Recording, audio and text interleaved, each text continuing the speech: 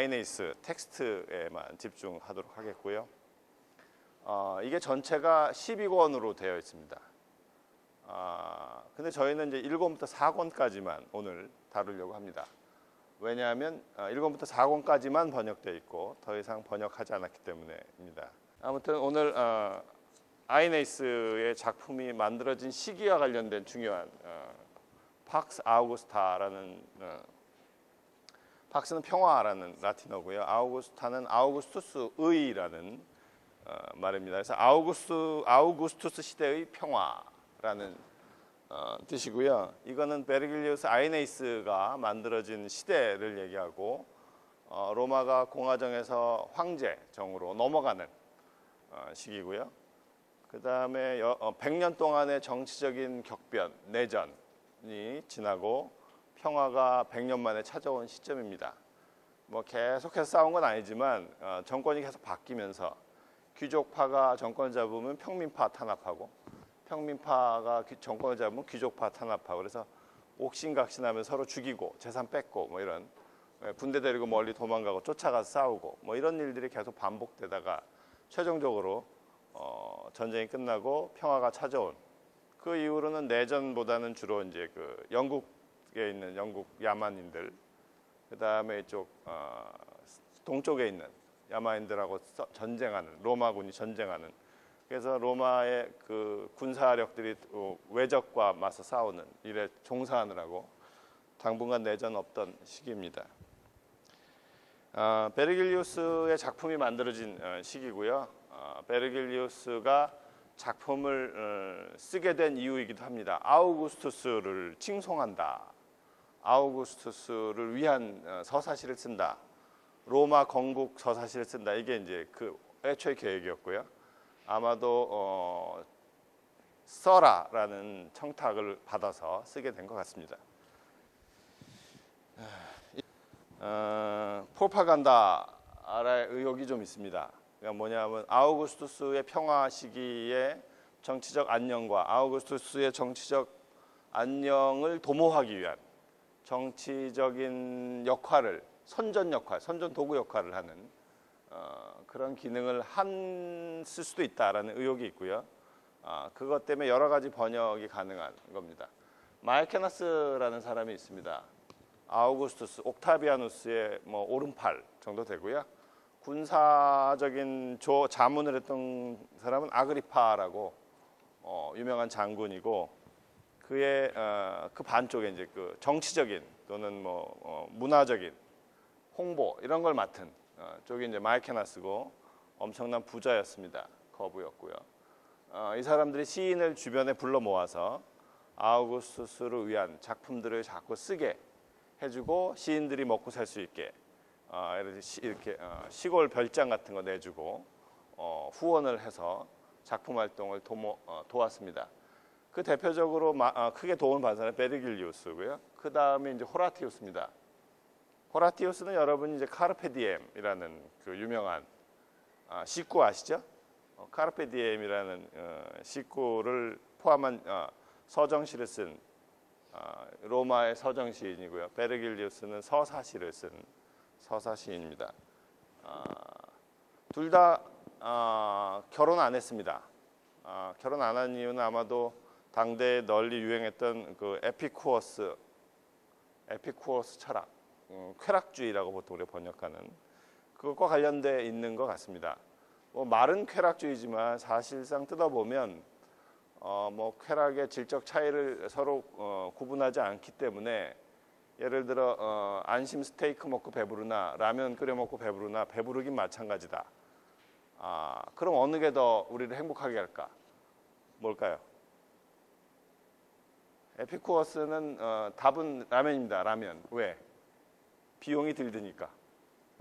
뭐 이런 식의 이제 철학입니다. 그러니까 고통이 없음이 쾌락이라고 하는 사람들이라 고통, 배고픔만 없다면 그게 가장 행복한 상태고 뭐 이런 것들을 추구하는 사람들입니다. 그러니까 어떻게 하면 가장 적은 비용으로 우리가 행복해질 수 있을까?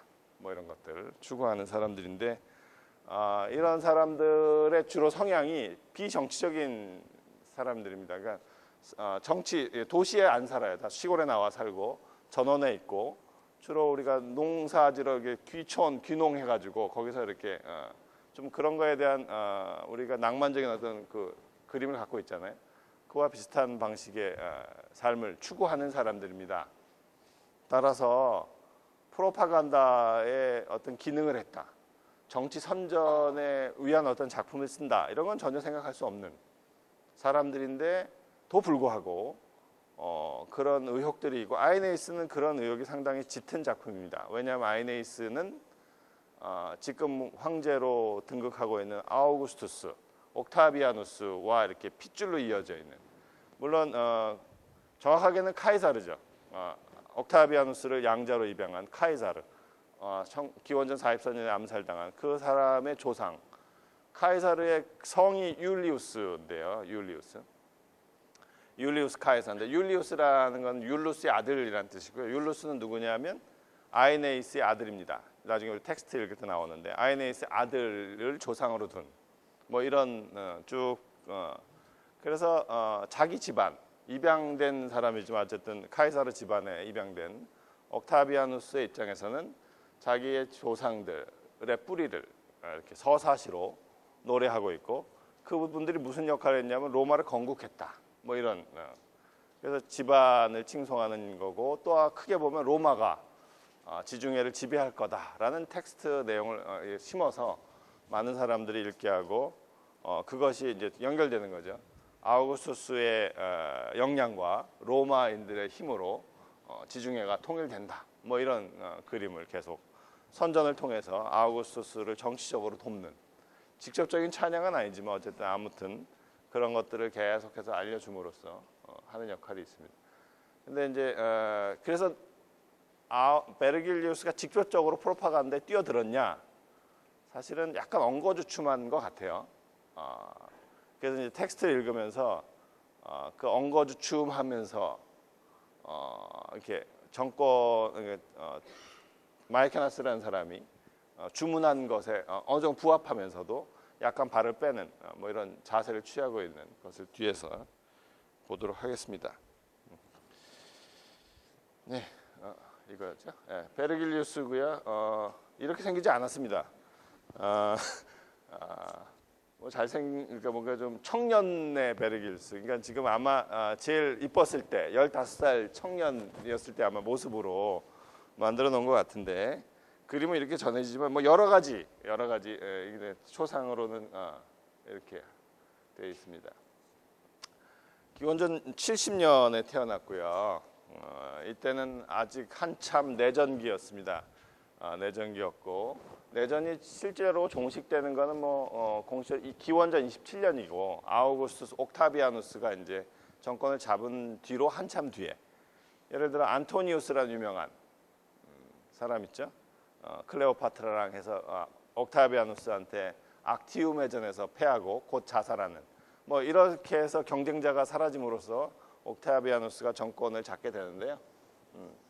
그때까지 아직도 한참. 그러니까 이 사람의 청년 시절은 내전이 한참이었을 때였고 기원전 27년에 옥타비아누스가 정권을 잡고 나서 전국이 안정되고 나서 얼마 살지 못하고 열병에 걸려서 죽었습니다.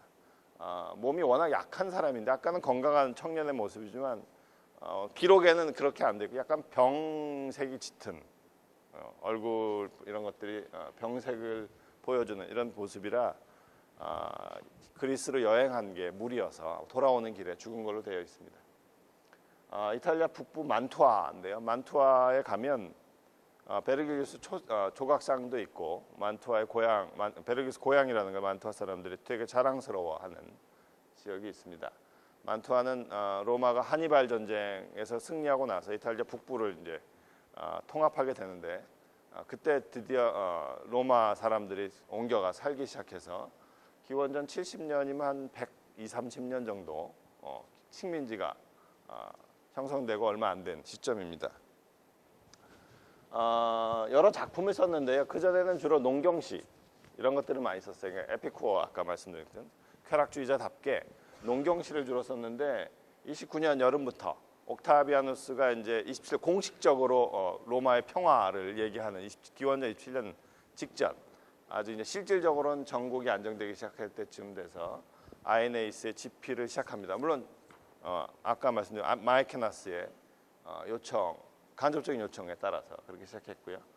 무려 11년 정도 걸립니다. 19년쯤 되면 거의 완성이 되는데 아직도 자기는 이게 출판을 하지 않습니다.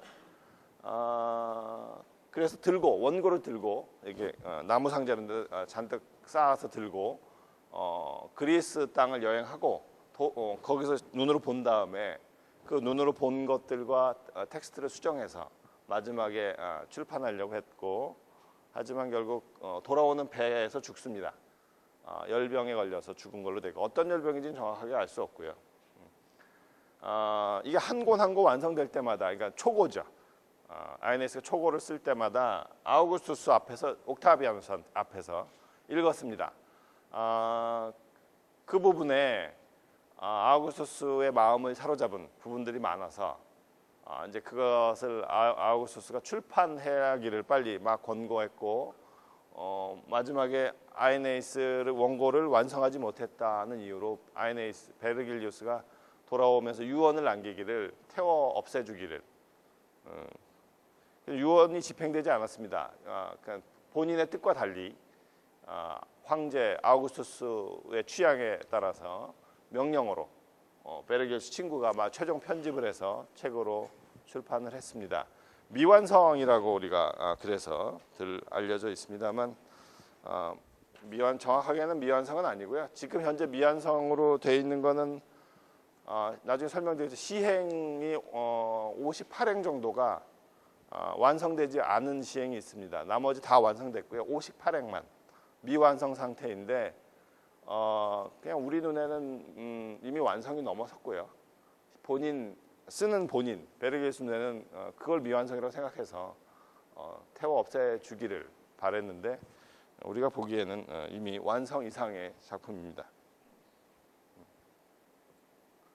이렇게 생겼다고 합니다. 키가 크고 마른 편이었고, 도시적이 아님, 이건 촌스럽게 생겼다는 거고, 아까 그림하고 다르죠. 그다음 피부색은 아까 어두운 건 잘 모르겠고, 하여튼 가끔가다 피를 토하고, 뭔가 그래서 밥도 잘 못 먹고, 그래서 그것 때문에 건강에 안 좋으니까 술도 못 먹고, 약간 금욕적인 생활을 했다. 에피쿠어라는 생활 원칙하고도 부합하는 측면이 있습니다. 에피쿠어는 사실은 음식을 즐기는 사람들이 아니라 배고픔을 잊을 정도만 먹고, 그러니까 행복한 걸 추구하는 이런 것들 사람들이라, 아무튼 본인이 이렇게 병약한 사람이었고, 서사시를 완성하기 위해서 여행하다가 무리로, 건강에 무리가 와서 사망한 걸로 되어 있습니다. 나중에는 어떻게 그려지냐면, 여기 양쪽에 있는 게 이제 그 음악의 여신들, 무사 여신들입니다. 뮤즈라고 하기도 하고, 영어로는 그런데요. 무사 여신들 중에 저쪽은 서사시를 맡은, 이쪽은 극을 맡은, 가면 들고 있는, 여기 가면입니다. 가면 들고 있는 무사 여신이 있어서 그 양쪽에 무사 여신들 거느리는 시성입니다. 시성, 로마의 시성. 서사시 얘기를 하겠습니다. 아이네이스 서사시는 번역을 하자면 이야기가 있는 시라는 얘기고, 시라는 건 운율이 있는 언어, 이렇게 되는 거죠. 아리스토텔레스의 번역을 하면 쾌적한 언어, 이렇게 되어 있는데, 그냥 시는 이야기가 있는 겁니다. 우리가 알고 있는 일리아스 오디세이아가 그렇게 그리스에서 만들어진 서사시고요.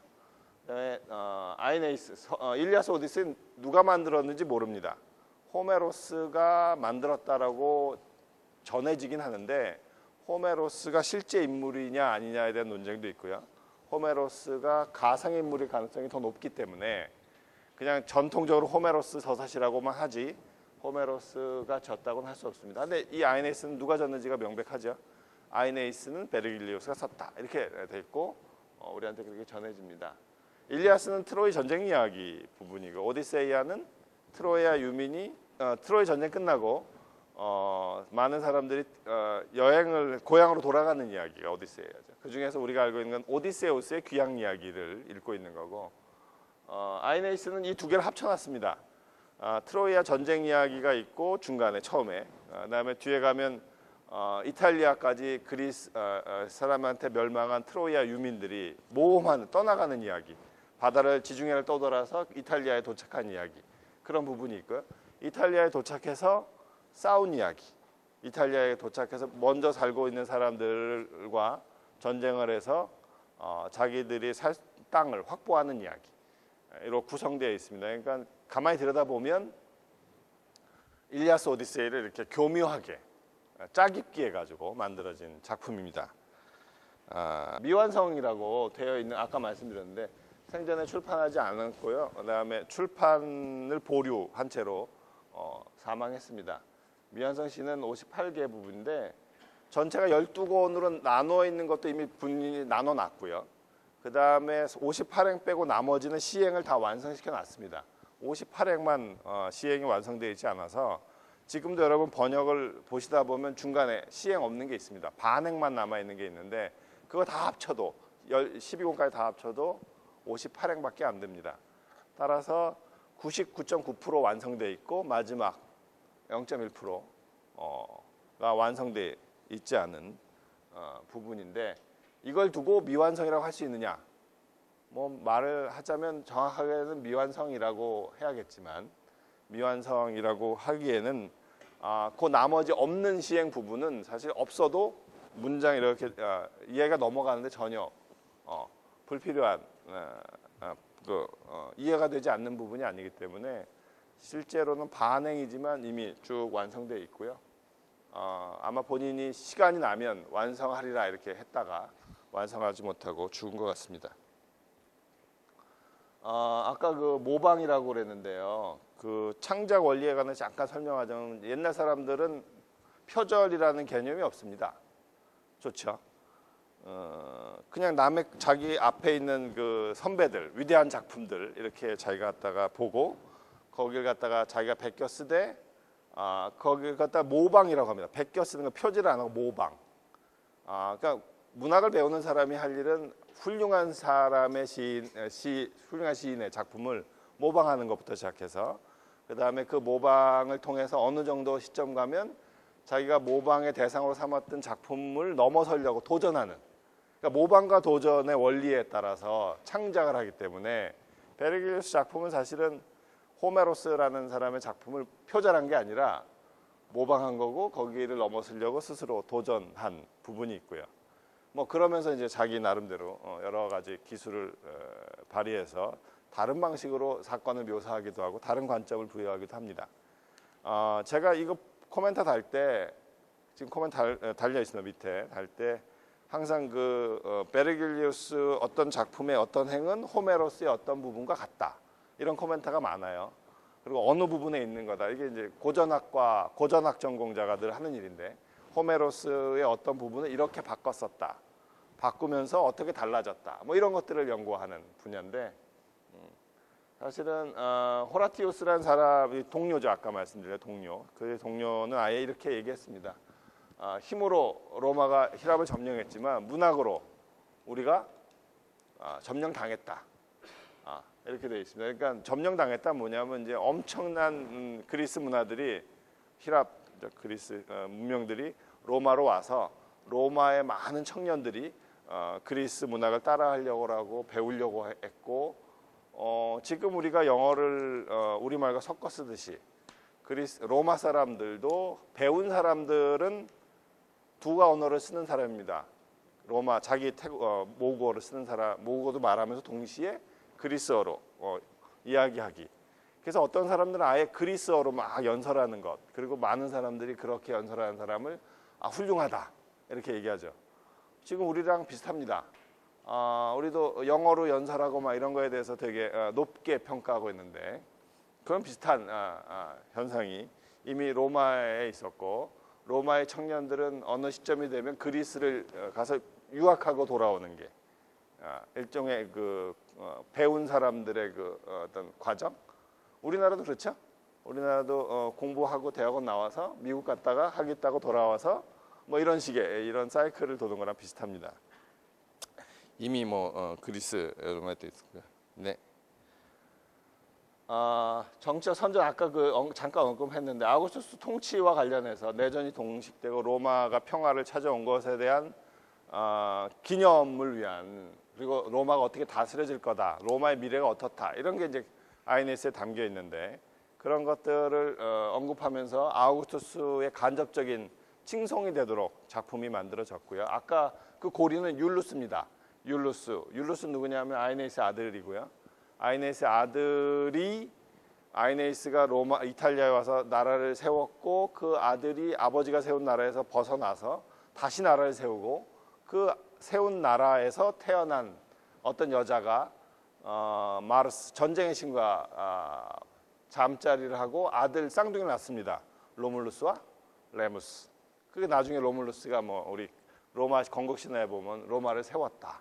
뭐 이렇게 되어 있는데 그 시초가 되는 친구가 율루스고요. 율루스의 아들들이라는 뜻에서 율리우스라는 집안 이름이 나옵니다.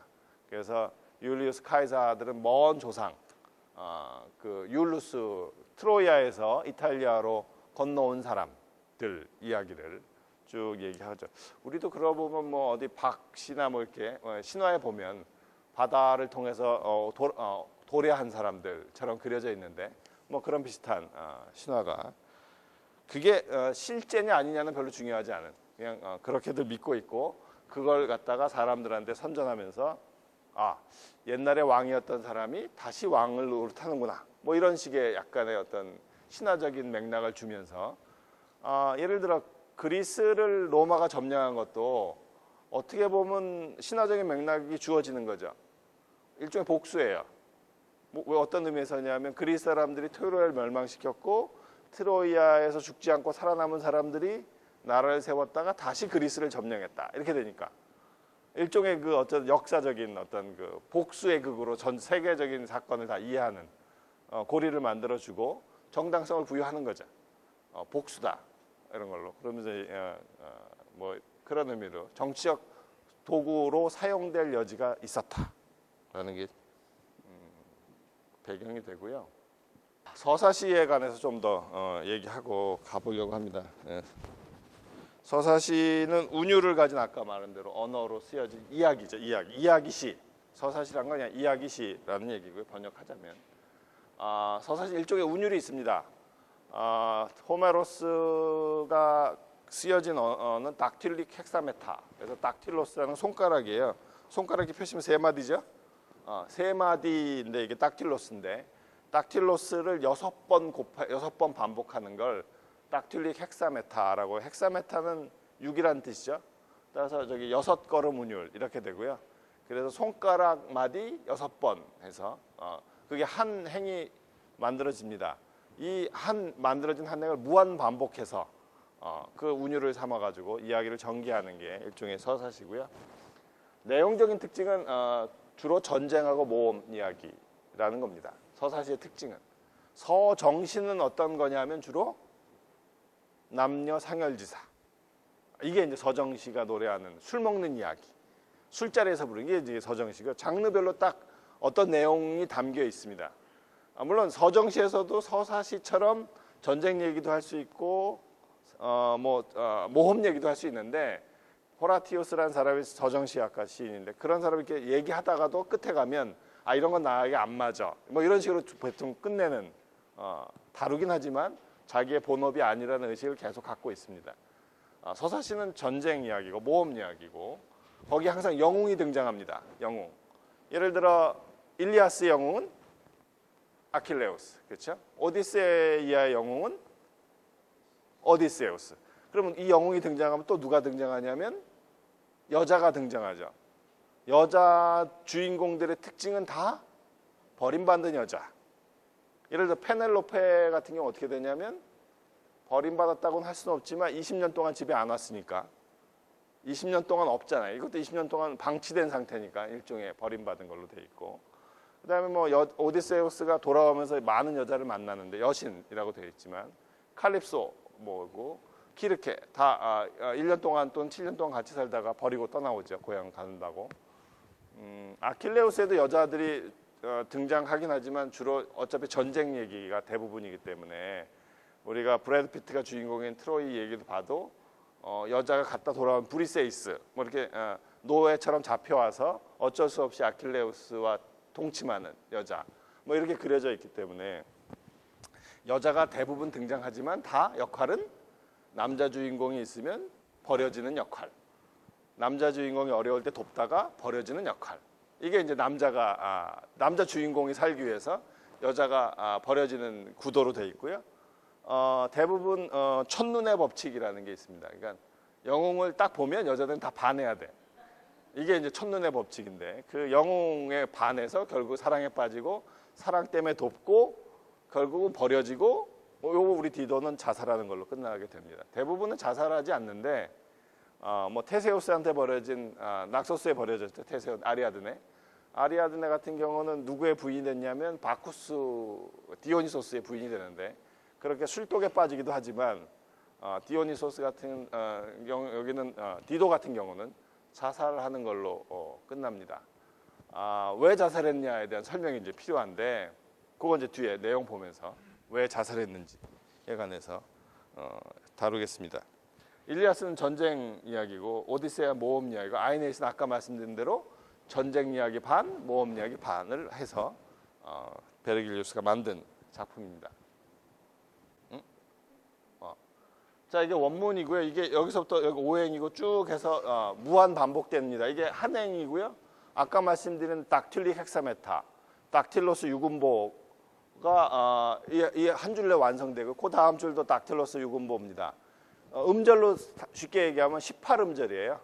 저 위에 따라 보시면 17 내지 18음절입니다. 왜 18 기계적으로 따지면 3 곱하기 6이니까 18음절이 되는데 저 맨 마지막에서 잠깐 쉬어요. 한 음절 쉬고 다음 행으로 넘어가기 위해서 잠깐 쉬는 절에서 한 음절 빼고 쉬는 절로 쉬고 다음 절로 나가서 다시 17음절이 반복됩니다.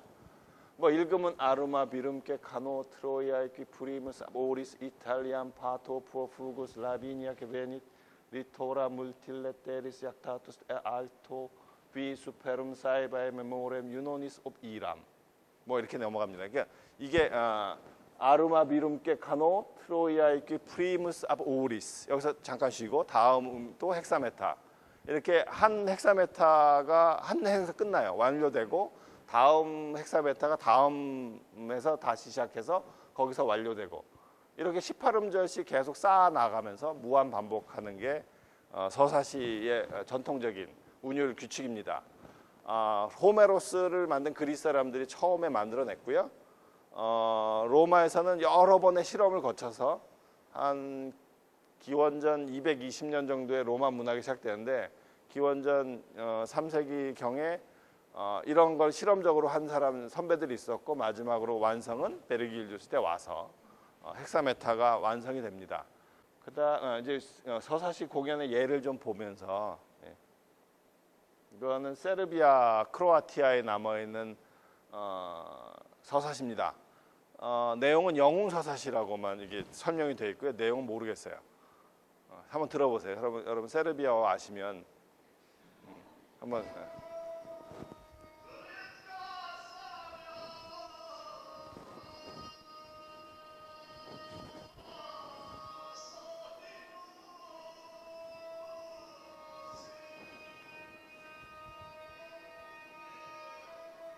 이거의 악기가 현악기인지 필인지 아직도 잘 모르겠어요. 근데 전문가한테 물어보니까 그런 비슷한 소리가 나는 현악기가 있다. 세르비아에 이렇게 말씀해 주셔서 현악기인 줄 알고 듣습니다. 현악기처럼 들리시죠? 네네. 다음 넘어갈까요? 몽고. 이건 몽고는 동영상입니다. 다행히.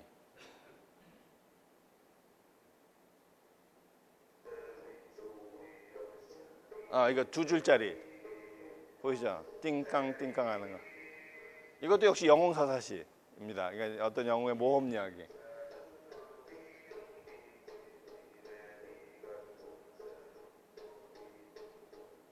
그리고 옛날에 호메로스가 그 그리스에서 존경받은 것처럼 이렇게 노래하는 사람들이 되게 존경받는 이게 모셔다가 듣게 되는 뭐 이런 종류의 되게 고급 문학인 걸로 되어 있습니다. 뒤에 보시면 나중에 사람들이 모셔다가 음식 차려놓고 이야기를 듣고 합니다. 예, 영어가 나와서 그냥 넘어가겠습니다.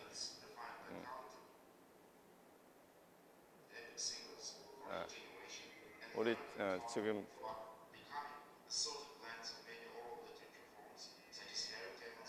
호메로스가 나이가 많은 사람으로 겨져 있는데요. 몽고에서도 이 서사시를 연주하는 사람 저렇게 호 할아버지, 주로 연령이 높은 사람들이 많이 하는 걸로 되어 있습니다. 뭐 몽고 사람 있으면 좀 이해를 시켜줄 텐데 전혀 알 수 없으니까 그냥 넘어가죠. 이건 좀 우리가 압니다. 우리도 원시적 형태의 서사시 공연이 있었을 텐데 이거는 17, 18세기에 아주 완성된 형태의 서사시 공연이라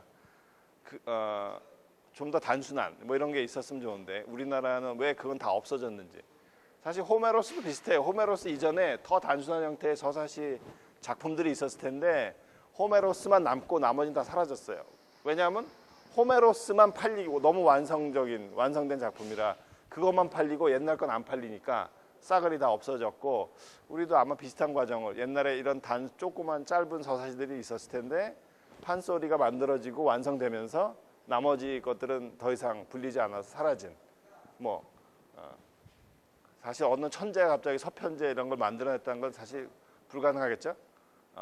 가장 상식적인 거는 오랫동안 있었던 걸 발전시켜서 어느 날 이렇게 완성했다. 이게 가장 저희들 생각에 옳은 것 같습니다. 아이네스 얘기는 사람 이야기입니다. 영웅 이야기가 아니고요. 아버지인 사람, 아버지를 모시는 아들이죠. 아들로서의 자기 아이네이스가 있고 율루스란 어린 아들을 둔 아버지로서의 아이네이스가 있고 아들과 아버지로서의 아이네이스가 나라가 망했을 때 자기 가족을 이끌고 어디 낯선 땅에 가서 자기가 살 땅을 새로 일구고 나라를 건국하기까지 얼마나 많은 고통스러운 일을 겪었는지 그리고 자기가 본의 아니게도 남들한테 얼마나 고통스러운 일을 겪게 했는지. 예를 들어 오늘 우리가 보게 된 디도가 그 부분인데요. 디도 남한테도 본인 나중에 자기는 원치 않았지만 가야겠다 이런 말 하거든요. 왜냐하면 아들이 나중에 살아야 될 땅을 만들어줘야 될 것 같다. 내가 너랑 살면 내 아들은 너랑 나랑 사이에서 태어난 아이의 그냥 배다른 형제가 되겠고 결국은 그 아들이 나라를 세울 거고 이 내 배다른 애들 트로이로부터 내가 데리고 온 아들은 결국은 그냥 아무것도 재산도 없이 가난하게 살다 죽을 수도 있다. 뭐 이런 마음 때문에 그 아들을 위해서 땅을 만들어줘야겠다. 난 가야겠다. 이런 식으로 얘기할 때처럼 그게 이제 한 사내 아버지로서 아버지를 둔 자식으로서 그가 해야 될 일들에 대한 기록으로 읽었으면 좋겠다는 거고요. 이게 전체 번역의 방향입니다. 영웅 이야기가 아닌 사람 이야기. 그래야 이게 우리가 살아가는 이야기에 좀 와닿을 수 있는 것 같고요. 그래야 우리가 사는 세상을 이해하는 어떤 하나의 문학이라는 도구로서 우리가 기능을 할 수도 있는 거고 어쩌면 이게 베르길리우스가 작품을 쓸 때 영웅 서사시라는 껍데기 위장을 해야 되잖아. 포장을 해야 돼. 왜냐하면 돈을 받았어. 돈 많은 사람한테 이거 써달라고 그랬으니까 그러니까 써줘야 돼. 포장을 그렇게 했지만 그 속에 조금 다른 눈이 있는 사람만 볼 수 있는 귀가 밝은 사람만 들을 수 있는 뭐 다른 이야기를 거기다 숨겨놓은 거죠. 눈으로 그냥 보면 영웅 이야기인데 영웅 이야기 밑에 뭐가 있어요. 꿈틀대는 뭐가. 그냥 껍데기를 보지 말고 안으로 들어가면 좀 더 다른 세계, 사람 이야기, 영웅 이야기 아닌 사람 이야기가 보인다. 이게 이제 우리 번역의 방향이고 하려고 하는 목표입니다. 제 1권의 얘기고요. 제 1권은 아이네스 디도 얘기입니다. 디도. 여기에 뭐가 보여야 되는데 지금 화면상 안 보입니다. 우리 컴퓨터 모니터에 보이는데 여기는 안 보여. 자, 보이지요? 거기 읽으면 둑스 페미나 팍티입니다. 둑스는 장군, 이끄는 지도자라고, 페미나 여자, 팍티는 사건, 일이고 디도의 모습입니다. 디도는 고향 땅에서 오라버니가 자기 남편을 죽이고 남편의 재산을 뺏는 사건 때문에 오라버니의 나라에 살 수 없게 돼서 그 남편의 식구들을 다 데리고 북아프리카 리비아에 와서 그 새로운 나라를 지금 건설했습니다. 그러니까 아이네이스와 비슷한 입장에서 지금 새로운 나라를 건설하고 있는 사람이고 거기에 모든 일을 주관하고 있는 여자입니다. 일종 영웅이에요. 뭔가 이게 그 지도자야. 근데 이 지도자가 어느 날 사랑에 빠졌어요. 어쩔 수 없는 일이잖아. 그렇죠?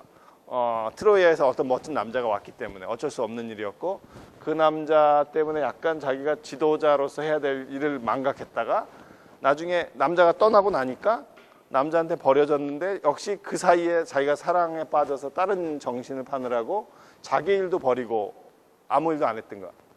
그래가지고 결국은 그것과 버려진 것과 자기가 그동안 자기가 해야 될 일 안 했던 것, 뭐 이런 것들 때문에 스스로 목숨을 끊는 결심을 하게 되는.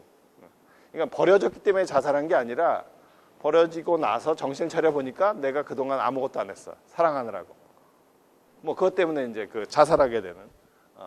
제가 일단 전제는 자살할 때는 사람이 맑은 정신이라는 거, 광기 때문에 자살하는 경우는 없다가 전제입니다만, 그게 입증되지는 않았습니다.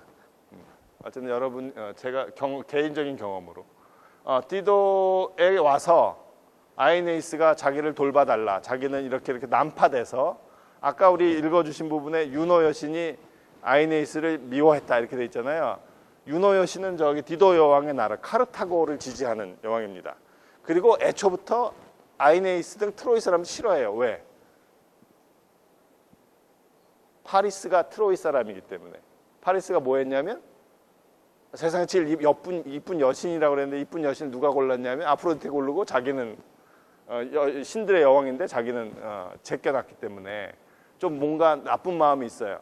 그리고 트로이의 왕자 중에 아주 이쁜 남자가 있는데, 제우스가 자기는 버리고 그 이쁜 남자를 사랑했다, 이게 있어요. 가뇰메데스인데. 그러니까 여러 가지 이유로 트로이 사람들을 미워하는 이유가 있고, 나중에 이 트로이아 사람들이 이탈리아의 나라를 세우고, 나중에 그 나라가 카르타고, 디도 여왕의 나라 카르타고를 멸망시킨다라는 운명을 들었기 때문에, 유노 여신은 아이네이스가 이탈리아에 가서 나라 세우는 거를 자꾸 말립니다. 못하게 하고. 그래서 어떻게 하냐면, 아이네이스가 디도 옆에 살면서 결혼해서 거기서 머물기를, 이탈리아라는 나라를 이탈리아에서 로마라는 나라를 세우지 못하게 계속해서 말리고 있는 부분이고, 이 난파에서 디도한테 간 이유도 유노 여신이 그렇게 폭풍을 보내서 살게 했습니다. 잔치를 벌어지고요. 잔치가 벌어지면 이야기가 있죠, 항상. 우리는 뭐 저기 잔치가 있고 이렇게 이야기. 그러니까 음식이 벌어지면 음식이 먹으면서 여흥을 즐기는데, 여흥의 제일 좋은 여흥은 뭐냐면 노래와 춤이에요. 그 오디세이에 나오는 제일 중요한 잔치의 극치는 노래와 춤이다. 우리가 늘 경험적으로 알고 있는 명제잖아요. 잔치의 끝은 항상 노래와 춤으로, 노래방에서 끝나야 되는 거니까. 그 노래방에서 끝나기 직전에 부르는 게 이제 서사시 공연을 듣는 거예요. 그러니까 호메로스의 오디세이에 보면 잔치가 벌어지면 시인을 불러다가 노래하도록 시켜요. 그때 그 노래하는 역할을 맡은 여러 시인이 등장하는데, 오디세이에 보면 오디세우스 본인이 자기 이야기를 막 들려주는 부분이 있습니다. 그거와 마찬가지로 여기도 1권 끝에 가면 디도 여왕이 아이네이스한테 당신이 어떤 모험을 했는지 나한테 좀 들려달라 이렇게 얘기를 하고, 2권으로 넘어가서 아이네이스가 자기의 모험 이야기를 쭉 들려줍니다. 나라가 어떻게 망했고, 그래서 이탈리아를 향해서 어떻게 지중해를 통과해서 왔고, 어떻게 남파에서 여기까지 북아프리카까지 왔는지 쭉 이야기를 들려주는 이야기가 이어집니다. 이렇게 이야기를 듣는 부분이고요. 여기 디도 여왕이, 뒤에 있는 건 동생 안나인데, 디도 여왕이 데리고 있는 꼬맹이는 저 율루스입니다. 보통 왜 이 여자 디도도 유부녀죠. 돌싱입니다. 남편이 죽고 왔고, 아이네이스도 탈출 과정에 부인이 죽었어요. 그래서 돌싱이야. 둘이서 이렇게 만났는데, 그 아이네이스한테는 아들이 하나 있고, 둘 사이를 이어주는 다리입니다. 보통 우리가 드라마 보면 많이 나오잖아요. 둘 사이에 이렇게 여자가 어떤 꼬마 아이를 좋아하는데 꼬마 아이의 아버지랑 자연스럽게 이어지는 뭐 이런 얘기가 있는데, 여기도 그렇게 이어져 있습니다. 지금 그래서 데리고 이렇게 어루만지고 있고, 그 사이에 점점 사랑이 깊어집니다. 그래서 아이네이스의 이야기를 들으면서 점점 사랑이 깊어지는데, 그래서 아이네이스한테 맨날 똑같은 얘기를 해달라고 청해요. 불러다가 얘기해달라고 불러다가 이야기해달라고 하고 그래서 우리가 기록된 게 이 아에네이스 2권 3권의 이야기입니다. 2권의 얘기가 트로이가 멸망하는 부분인데 라오콘이라고 해요. 제사 지내는 건데 뭐냐면 트로이 목마가 세워져 있었는데 목마를 가지고 들어가지 말자는 편이었고 많은 사람들은 가지고 들어가자였는데 가지고 들어가지 말자는 편 사람에 대해서 바다에서 뱀이 나타나서 이게 물어 죽여요. 사실 질시사시키는 건데 텍스트에 보면 그러자 신의 뜻은 목마를 가지고 들어가는 것보다라고 믿고 사람들이 아주 기쁜 마음으로 토로야 도시로 목마를 가지고 들어갑니다. 자기들이 죽는지도 모르고 기쁜 마음으로 막 노래 부르면서 우리가 이겼다, 전쟁이 드디어 우리 편으로 우리의 승리로 끝났다라고 막 환호성을 지르고 가다가 목마가 너무 커서 성벽을 통과하지 못하니까 성벽을 허물어요. 그러니까 자기가 스스로 자기가 지키던 모든 방벽을 허물고 그리고 그날 밤에 다 죽습니다. 그리고 그날 밤에 전투가 2권에서 이어지는 야간 전투인데 가는 장면이고요. 야간 전투는 일리아스에도 그렇고 이 당시 전쟁에 야간 전투가 없어요. 왜 야간 전투가 없냐면 조명이 없어서. 조명이 없잖아요. 뭔가 조명을 밝히고 야간 전투를 해야 되는데 그랬는데 이날은 야간 전투를 했습니다. 가능했던 이유는 트로이아가 불타고 있었기 때문에. 조명이 밝혀진 거죠. 트로이아가 불타면서. 그래서 야간 전투를 해서 그날 저녁에 많은 사람들이 죽었습니다. 오로지 아에네이스만 살아남습니다. 아에네이스가 자기 부인을 데리고 나오는 장면이고요. 저기 어깨에 있는 게 아버지입니다. 아버지고 밑에 있는 게 꼬맹이 아들. 아까 나중에 율루스고요.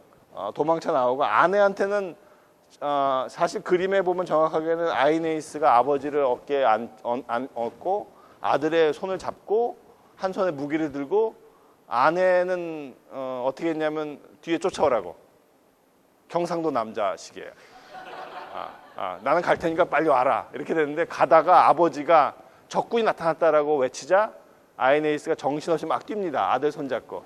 한참 가다 보니까 아내가 없어요. 그래서 나중에 아내 체제로 돌아갑니다. 근데 아내가 이제 죽은 걸로 유령이 나타나서 나는 죽었으니까 더 이상 나를 찾지 말고 떠나라. 다만 내 아들 율루스를 돌봐달라라고 마지막 유언을 남기고 2권의 야간 전투 장면이 끝납니다. 이거 낭송하기로 했는데 지금 낭송은 시간이 없으니 건너뛰고 3권은 트로이아 유민이 어떻게 살고 있는지 지중해를 돌아다니면서 겪는 이야기를 쭉 하는데 이거는 누구냐 헥토르입니다. 그 유명한 아킬레우스한테 죽임을 당하는 그 사람의 부인이고요. 이 여자는 안드로마케라고 하는데 안드로마케는 누가 데려가냐면 그리스 전쟁이 끝나면 사내 아이들은 다 죽이고요. 남자는 뭐 전쟁터에 나가 이미 죽었을 테니까 어린아이부터 다 죽입니다. 그래서 헥토르의 어린 아들도 성벽에 던져 죽였고요. 여자들은 다 노예로 끌고 갑니다. 팔거나 아니면 데리고 가서 살거나. 근데 안드로마케는 아킬레우스의 아들이 참전하는데 나중에 아킬레우스의 아들이 헥토르의 부인을 자기 집으로 데려가서 아이를 낳아서 살다가 새로운 여인이 생기니까 장가가기 위해서 버리고 떠났습니다.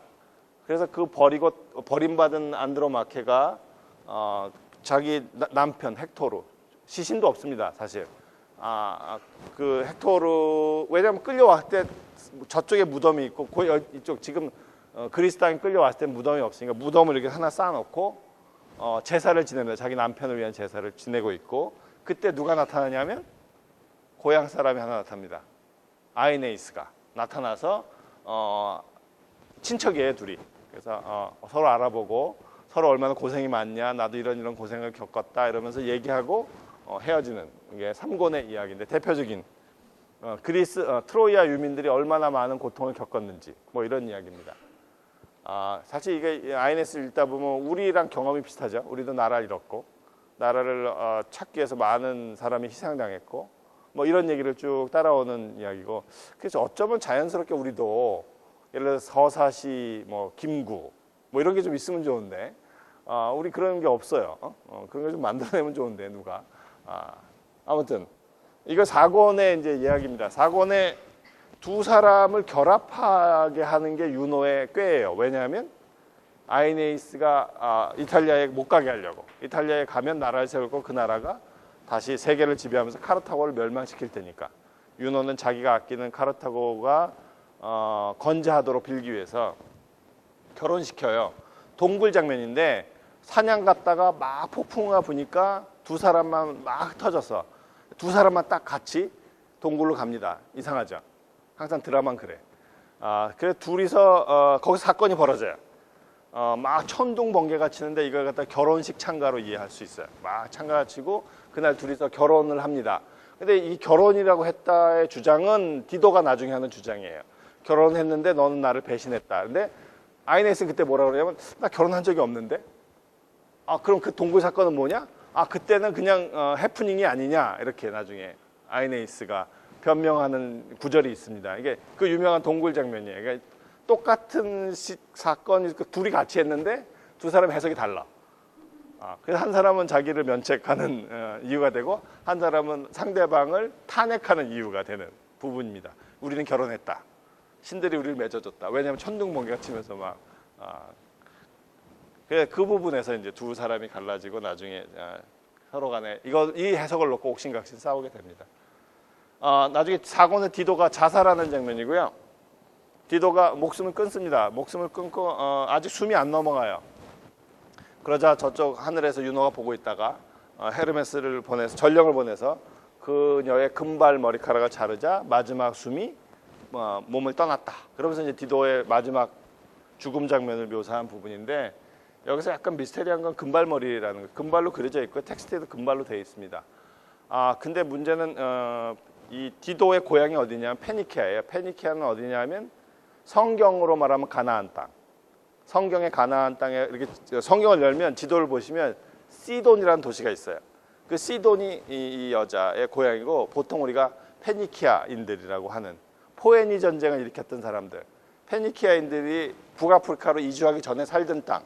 그 가나안 땅인데 가나안 땅에 살던 여자 중에 금발이 있을까? 라는 게 그 문학 작품을 떠나서 실질적으로 있을까라는 고민이에요. 근데 뭐 머리를 하나씩 다 이렇게 열어보고 싶은데 다 보재기를 쓰고 있어서 그 동네 사람들이 확인은 안 되는데 제가 목사님한테 여쭤봤어요. 제가 잘 아는 목사님한테 여쭤봤더니 금발도 간혹 있을 것 같다. 라고 해석해서 고고학적으로도 금발이 맞는 것 같다. 이렇게 해석. 이걸 문학적으로 풀어도 돼요. 사실은. 훌륭한 사람의 머리는 다 금발이야.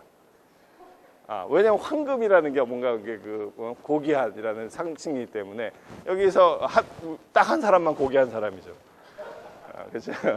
우리는 다 자, 우리 좀 이따 고귀한 사람의 강연을 공연을 듣도록 할 거고요. 공연을 저희가 준비하겠습니다. 제4권 디도와 안나의 대화. 여왕은 벌써부터 간절한 근심에 씨름하며 속으로 상처를 키워 남보를 열기에 시들었다. 사내의 커다란 용기가 머릿속에 맴돌았고 커다란 가문의 명성도 얼굴이 가슴에 박혀버렸다. 그 말씨도 상념에 온몸은 편히 잠들지 못했다. 호위굿의 등불로 대지를 밝히는 다음 날의 새벽이 이슬 젖은 어둠을 천지에서 몰아낼 때 병이 덮친 여왕은 한 마음의 동생에게 말했다. 동생 안나, 어인 꿈에 나는 겁먹어 놀랐더냐. 우리 거처를 옛 찾아온 낯선 소는 어떤 분인지, 귀한 용모, 얼마나 장한 기백, 무용을 가지셨나. 믿어 헛된 확신은 아니려니 하늘의 자손이라. 비겁은 비루한 사람됨의 증거. 그분은 어떤 운명에 던져져 어떤 전쟁을 겪었다 말하던가. 첫사랑이 죽음으로 나를 속이지 않았다면, 누구와도 나를 혼인의 구속에 묶지 않겠다던, 흔들리지 않을 마음을 굳게 굳히지 않았다면, 혼인 침대와 횃불의 염증을 느끼지 않았다면 아마 이번만은 죄에 굴복하고 말았을 게다. 크레타 숲의 방심한 사슴을 멀리서 쏘아 맞힌 목동은 무기를 던져 나는 화살을 맞췄으나 이를 알지 못한다. 사슴은 도망쳐 딕테산 속을 헤매다닌다. 죽음의 갈대를 옆구리에 매달고. 디도는 도시 중앙을 지나 에네앗을 안내하며 시돈의 국력과 마련한 도시를 과시하였다. 말을 꺼내다가도 말하는 도중에 멈추었다. 하루가 기울어가면 똑같은 연애를 청하였다. 미친 듯이 일리온의 고통을 거듭 들려달라 간청했고 말하는 사내의 입에 거듭 매달렸다. 에네앗과 디도의 사냥 장면. 에네앗의 빼어난 용모가 수려하고 헝걸차다. 높은 산, 깊이 길도 없는 숲속에 당도하고 나자 보라, 야생 염소들이 아찔한 암벽에서 내쫓겨 산마루를 내려간다. 반대쪽에는 넓게 펼쳐진 풀밭을 가로질러 질주하는 사슴떼의 행렬이 흙먼지를 일으키며 무리지어 숲을 벗어난다. 그때 소년 아스카는 골짜기 깊은 곳에 맹렬히 말을 달려 즐겁게 염소며 사슴을 뒤쫓는다. 싱거운 짐승들 틈을 누비며 거품을 부걱대는 멧돼지 혹은 황금 사자가 튀어나오길 바란다. 이 머리칼을 명왕께 바치며 명에 따라 그댈 육신에서 풀어주노라 말하고 손을 들어 금발을 잘랐다. 바로 그 순간 온기가 사라졌고 생명이 바람 속에 흩어졌다.